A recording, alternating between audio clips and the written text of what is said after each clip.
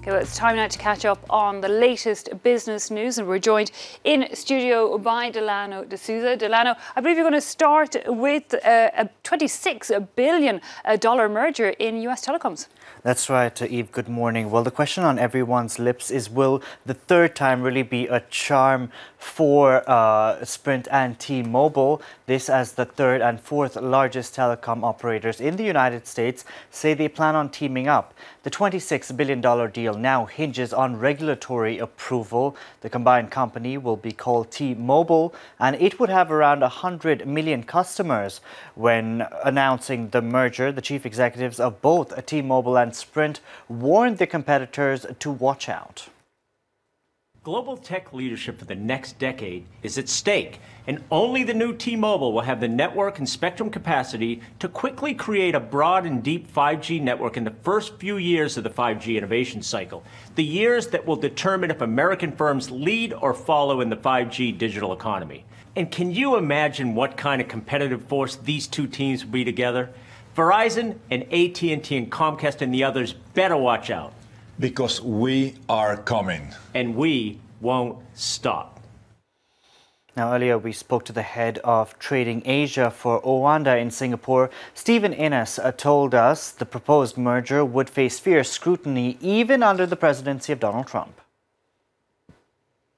The Department of Justice is going to look at it both from a competition perspective and antitrust legislation perspective, because even although this administration is fairly pro-business, they've been really erring on the side of caution with these mega mergers that are going on. However, you would think that the economies of scale behind this should prove out quite positive. So, we're still sitting in a bit of a wait and see type of scenario right now, but guardedly optimistic that this deal can go through.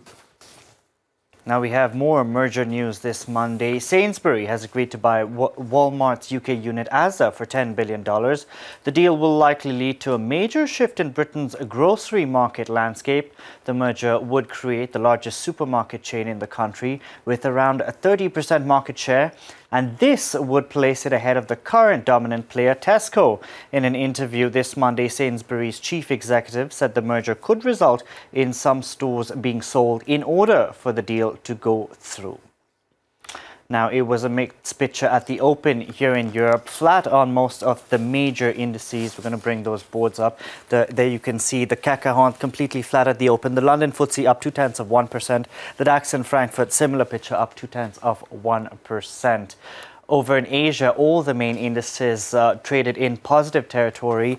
As you can see, the Nikkei in Tokyo ending the session up 0.7%. Very strong performance there on the Hang Seng in Hong Kong, up 1.5% this Monday. Now, here in Paris, the Vélib bike-sharing system inspired similar programs in major cities around the world. But over the past 6 months, a major upgrade has been taking place, and it's resulted in the Vélib struggling to remain on track. The mayor of Paris is blaming Smovengo, the company that won the bid to upgrade the network. They, in turn, are blaming a local electrical company. The fiasco has been dubbed an industrial catastrophe in France. Chance Pellegrin reports. Some of the stations are empty. Others have a few bikes docked on them, but users are unable to rent them out. The 185,000 subscribers of the Vélib bike share system are running out of patience. I haven't been able to take one out in 4 months, since early January. No more Vélibs. This is the 5th station we've tried, and either there aren't any bikes or we can't take them out. I can't use the service because it never works. They're pointing the finger at a new operator called Smovengo, who was supposed to overhaul the entire fleet of bicycles. The Franco-Spanish group has been having problems connecting the stations to the power grid. At the moment, only 670 stations are operational out of an expected 1,400. But operational doesn't mean perfect.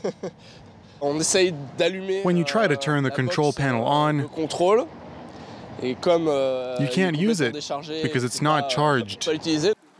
And to add to the company's troubles, some of the employees who are charged with setting up the bikes have been on strike for over a week. They're asking for better working conditions. The Paris mayor's office is calling on Smovengo to meet its commitments. We're not satisfied. We're asking Smovengo to speed things up so that they're operational by late June. By the end of the week, they're expected to add 3,000 more bicycles to the system. We're having a hard time fixing these problems, and we're really doing everything possible to fix them. As a consolation, the subscribers will be able to ask for a refund for the first 3 months of the year. And finally, he often sang about drinking. He has a Nobel Prize, and now Bob Dylan is set to release his own brand of whiskey. The singer teamed up with a liquor entrepreneur to open a distillery in the state of Tennessee. Heaven's Door Spirits is named after Bob Dylan's iconic 1973 song Knocking on Heaven's Door. It will manufacture bourbon, a double-barrel whiskey and a straight rye.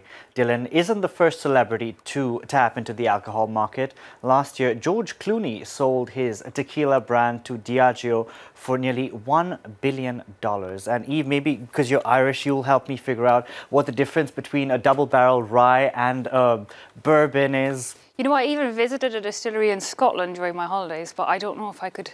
If I could tell it as clearly as all that in a couple of seconds, Delano. There's my out. But I do advise, it's actually quite fascinating to watch it, how it's made, and that you make gin before you make whiskey. That fascinated me. What? You see, I did know something. Delano D'Souza there with the business update. Thanks a lot for that. Time now to turn